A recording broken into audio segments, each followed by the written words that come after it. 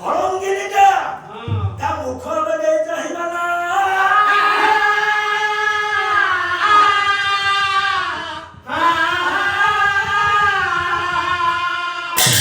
ଆଉ ଏ ମୁଖକୁ କାହିଁକି ରଖିବି ଆଉ ମୁହଁ କାହାକୁ ଦେଖେଇବି ବିଚାର କରି সেই সদ্যজাত শিশু কন্যাটাকে মারি দেওয়া ପାଇଁ ବାହାରିଲା ଯେତେବେଳେ ମାରି ଦେବା ପାଇଁ ବାହାରିଛି ଗୋଟେ ପଥରରେ ମାର ଦେଖେ କେତେ ବଡ଼ ପାପ ଗଲା ଶେଷରେ ସେ ଝିଅଟାକୁ ଧରିଛି ମାର ମାରି ଦେବା ପାଇଁ ଯେତେବେଳେ କଚାଡ଼ି ମାରି ଦେବା ପାଇଁ ବିଚାର କଲା ଏହି ସମୟରେ ଗୋଟିଏ ଶବ୍ଦ ଗୋଟିଏ ଶୁଣାଗଲା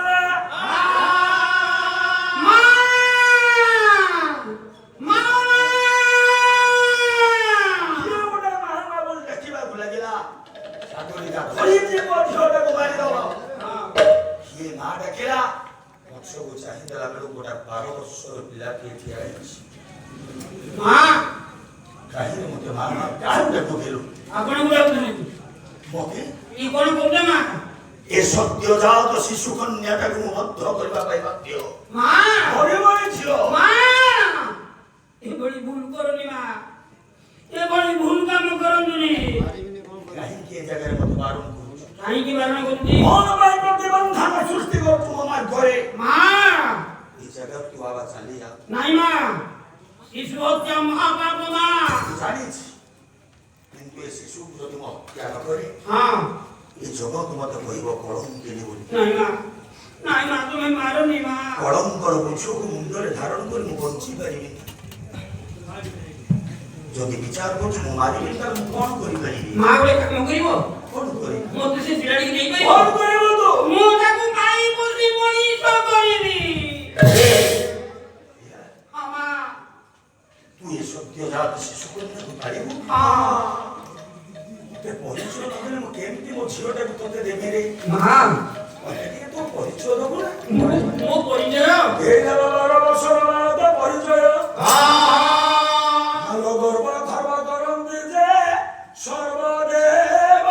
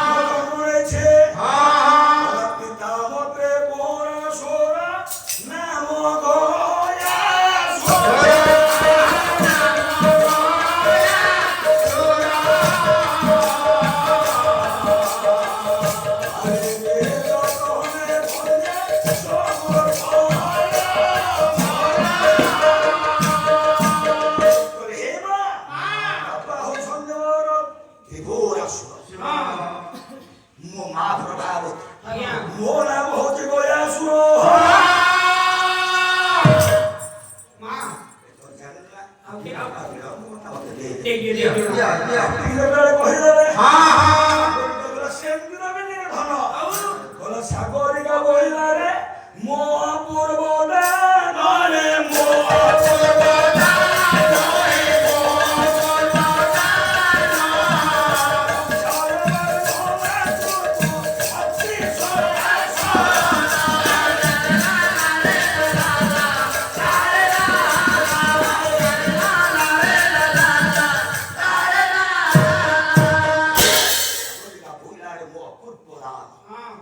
এই ঝিଅଟାକୁ ମୁଁ ଦେଲି କନ୍ୟା ରତ୍ନ ପ୍ରଦାନ କରି ଅଖିଳ ବର୍ଣ୍ଣବାତୁର୍ପ ଅକ୍ଷୟ ତୁଣିର ଦେଲା ସୂର୍ଯ୍ୟଙ୍କର ଆଶୀର୍ବାଦ ନେଇକି ଯା ଯତ୍ନ ସହକାରେ ପାଳନ କରିବୁ ବଡ଼ ଘରେ ମୋ ଝିଅକୁ ବାହା ଦେବୁ ବିଳମ୍ବ କରନା ମୋ ବାପା ତୁ ପଳା ମୁଣ୍ଡିଆ ଯେ ବାରିରେ ଆଜି ଗୟା ବାହାରିଲା ସାଗର ଜଳକୁ ଲମ୍ବ ପ୍ରଦାନ କର ପ୍ରମାଣ କର ସେଦିନ ସେ ସାଗରିକା ଗ୍ରାମ ବିସର୍ଜନ କରିଯାଇଛି ସାଗର ଜଳରେ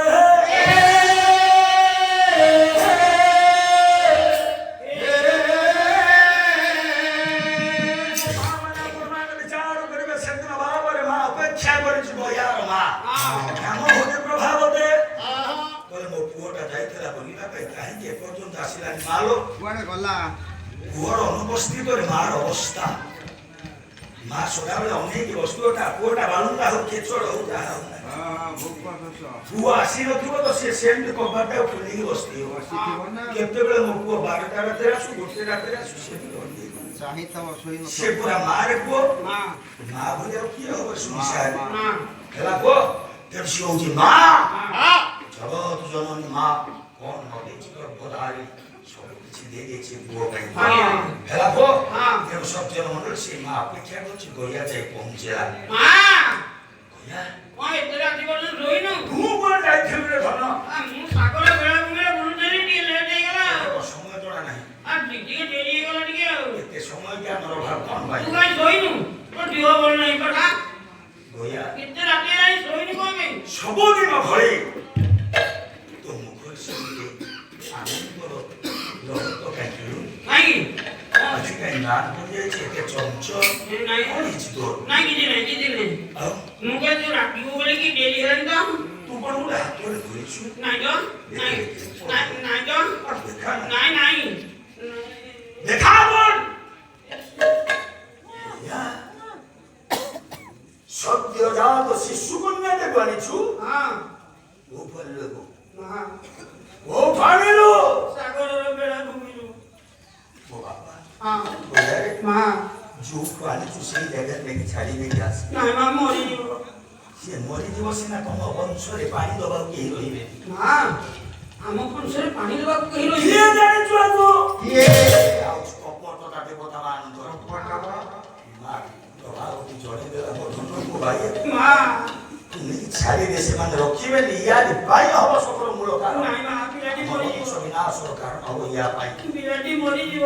ପ୍ରଭାବତୀ ଜଣେଇଲା। ହଁ ଭଲ ମୋର ମାତା ବୋଲନ୍ତି ବଚନ କାହୁ ପାଇଲୁ ଏ କନ୍ୟାର ତନ କହୟା ସୁନ୍ଦର ରେ କହୟା ସୁନ୍ଦର ରେ କହୟା ସୁନ୍ଦର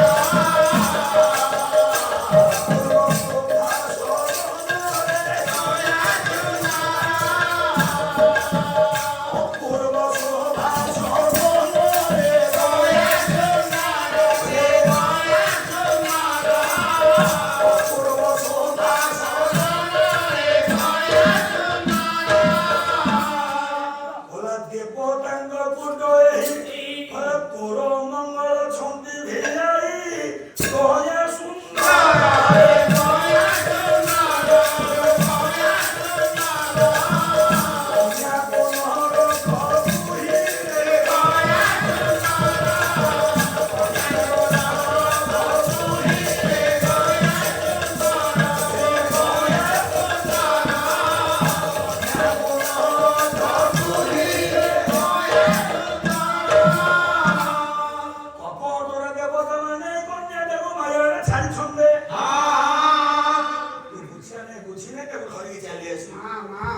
ଆମର ଏକୁ ଯଦି ଘର ଭିତରେ ରଖିବା ଆମ ବଂଶକୁ ନାଶ କରିବ। ମା ଜାଣିଛୁ ଏଇ ଦେବତା ମାନେ ଆମ ବଂଶକୁ ତ ବାପାକୁ ମାରିଦେଲେ।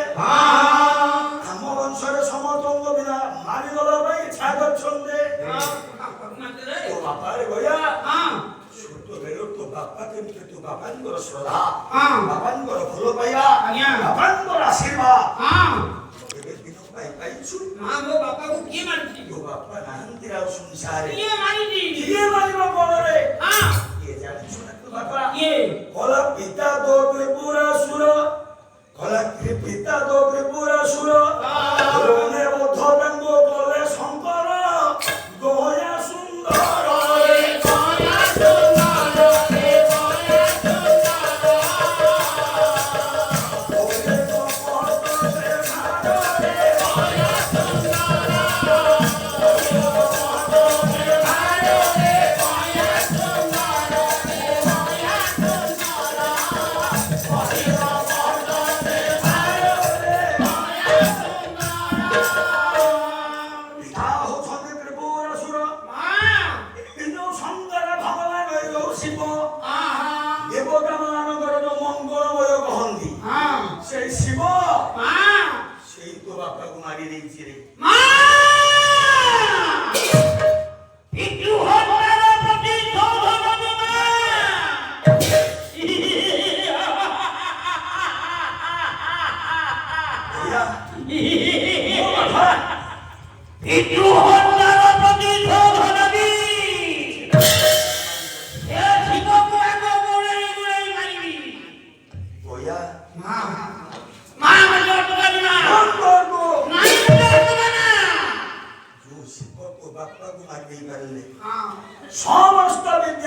কারণম পর্যন্ত ষষ্ঠ বিদ্যা অষ্টম বিদ্যা কোন শিক্ষা করবে নাই নাই ତୁ ଯଦି ସେ ଦେବତାମାନଙ୍କ ପାଖକୁ ଯିବୁ ତାଙ୍କ ସହିତ ସଂଘର୍ଷ କରିବ ହଁ ତତେ ତ ରଖିବେ ହଁ ଆଉ ତୁ ଯଦି ତୁ ପ୍ରାଣ ହରେଇଦେଲୁ ଦେବତାମାନଙ୍କ ଦ୍ୱାରା ହଁ ଆଉ ତୋ ମା ଯେ ପର୍ଯ୍ୟନ୍ତ ଯଦି ବଞ୍ଚି ରହିଥାଏ ଆଜ୍ଞା ଆଜ୍ଞା ତାହେଲେ କେବଳ ତୋରି ମୁଖମଣ୍ଡଳ ଦର୍ଶନ କରି ହଁ ଆଉ ଯଦି ତୁମ ପାଖରୁ ଅନ୍ତର ହେଇଯିବ ହଁ ଆଉ ଏ ତୋ ମା ପ୍ରଭାବତୀ ଆଉ ବଞ୍ଚିବ ନା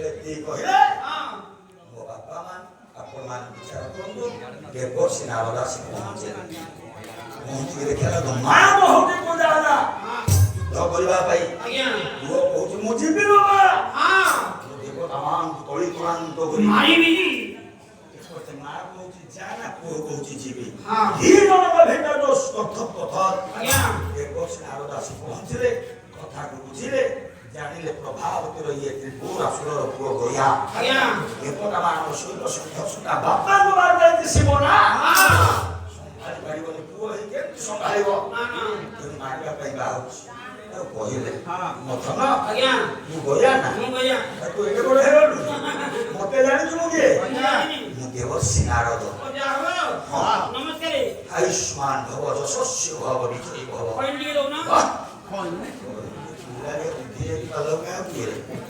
ମୋ ବାବା କହିନି ନା ବୁଝି ଗାଏ କଣ ଅଜା ପରା ଯାଇ ତମେ ଅଜା ମୁଁ ମୋ ବାପା ମାନେ ଆପଣ ବିଚାର କରିବେ ଆଜ୍ଞା এই সময় জনেদেলে বলে এ পুଅ ଆଜ୍ଞା ତୁ ସେମିତି କଣ ଏଇ ଯୋଉ ଦେବତା ମାନଙ୍କୁ ପାରିବୁ ଆଉ ତପସ୍ୟା କରିବାକୁ ପଡିବ ଅବଶ୍ୟ ତପସ୍ୟା କଲେ ହଁ ଲକ୍ଷ୍ମୀ ନାରାୟଣକୁ ସିଏ ଯଦି ତୋ ତପସ୍ୟା ସନ୍ତୁଷ୍ଟ ହେବେ ଆଜ୍ଞା ତୁ ବର ମାଗିବ ସେଇ ବର ଦ୍ୱାରା ତୁ ନିଶ୍ଚିତ ଜୟଲାଭ କହିବି ଏ ସୂର୍ଯ୍ୟ ମଙ୍ଗଳି ମୋ ମା ମାନେ ହଁ ଯେତେବେଳେ ଏତିକି କଥା କହିଲେ ଝିଅ ମୁଁ ତାହେଲେ କଣ କରିବି ଝିଅଟା ତ ଅଛି ମୋ ମା ତ ଛାଡୁନି ନା ମା ଯେତେବେଳେ ଶୟନ କକ୍ଷରେ ଶୟନ କରିବ ମା ପାଖରେ ଝିଅକୁ ଶୁଆଇବେ ଆଉ ତପସ୍ୟା ଯାଉଛି କହିକି ଗଲେ ହବ ନା ନାଇଁ, ନାଇଁ। ତୁ ଉଠିକି ଚାଲିଯିବୁ ମା ଶୋଇଛି ହଁ। ଝିଅଟାକୁ ଶୁଆଇଦେଲା ବୟସୁର ବାବା ବାହାରିଲା ଘର ଘର ପାଞ୍ଚ ସାତ ଘରେ ବିଭାବରେ ଅଛି ଦୟା